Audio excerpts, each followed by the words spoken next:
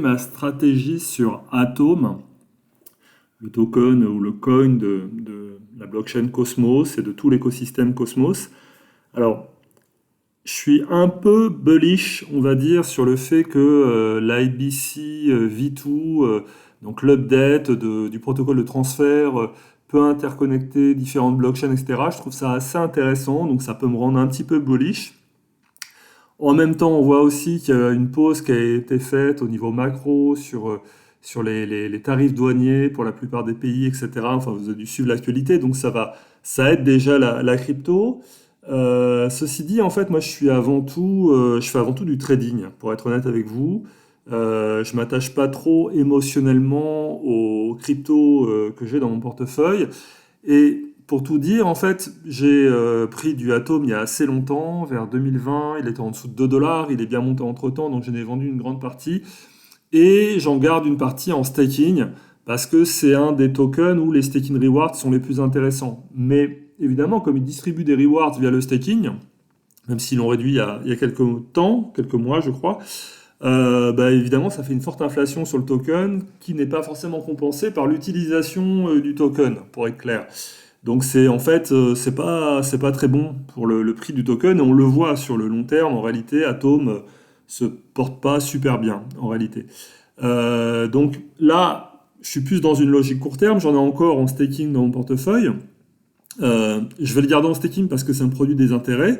Mais s'il monte au-delà d'un certain prix, en réalité, j'en revendrai. Alors, je ne revendrai pas celui que j'ai en staking parce que c'est trop long, le sortir du staking, etc. Je pourrais faire du liquid staking, mais je préfère faire du staking pur. Mais bon, bref, c'est trop long de le sortir du staking.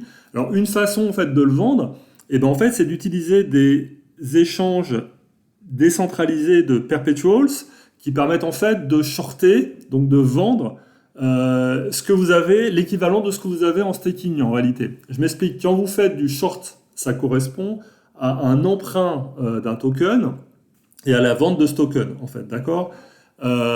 Si vous empruntez par ce short la même somme que ce que vous avez en staking, ça revient à vendre ce que vous avez en staking, mais à continuer de staker. Bon. Là où c'est rentable, c'est quand vous shortez, si le funding est positif. Là, vous le voyez pour Atom, actuellement, il est positif. Du coup, c'est rentable de faire ça parce que dans ce cas-là, ça veut dire que les longues paient les shorts. Quand le funding est positif, ce qu'il faut retenir, c'est que vous allez recevoir de l'argent en shortant. Voilà. Est-ce que j'ai envie de shorter actuellement? Pas forcément, pour être honnête. Alors ça, c'est une stratégie de trader. Moi, ce que je regarde avant tout, c'est le RSI. Alors, je regarde le RSI sur un chart à 4 heures, pour être clair. Il ne faut pas zoomer trop. Si vous allez sur l'heure ou moins, bah, en fait, ça n'a plus tellement de sens. Bon, en général, je regarde le 4 heures, ça donne une bonne tendance. Et ce que je remarque, c'est que Atom a baissé récemment beaucoup, 2 fois. Et les 2 fois où il a baissé, c'est quand le RSI est venu toucher 70, en fait. Vous voyez ici, le 22 mars, il a touché les 70, boum, ça a chuté derrière. Le 4 avril, très récemment, il a touché les 70 en RSI, et boum, ça a chuté derrière. Donc c'est assez prévisible, pour être clair, ça fait 2 fois que ça se produit. Ça ne veut pas dire que la troisième fois, c'est pas un conseil, donc la troisième fois, ça ne va pas se produire exactement de la même façon, mais c'est un très bon indicateur. Et quand je short comme ça, je garde des réserves de côté pour que si jamais ça continue à monter, si jamais on entame vraiment à nouveau le bull run, il faut que j'ai de la réserve pour shorter à nouveau à des prix plus hauts pour, dans ce cas-là, moyenner. Mais en tout cas, on va dire que le RSI est un très très bon indicateur. Aujourd'hui, le RSI est à 52, donc il est même posé, on a l'impression qu'il est en train de se poser sur les 50, ce qui est en général un assez bon signe. Donc j'ai pas envie de le shorter. Je vais attendre, si le pump continue, je vais attendre en fait qu'il augmente à nouveau, que le prix augmente à nouveau et le RSI avec. Et quand il va toucher les 70, boum, à ce moment-là, je le shorterai.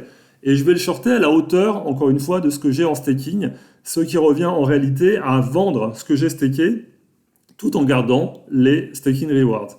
Et si le funding est toujours positif, parce que je pense que les gens resteront bullish, surtout sur des échanges décentralisés comme Hyperliquid, tout ça je le fais sur Hyperliquid pour être clair, je vous mets le lien en bas dans la description. Si le funding reste positif, je gagnerai à la fois sur le staking et sur le funding. Voilà ma stratégie sur Atom. Je vous remercie de m'avoir écouté. À très bientôt, au revoir.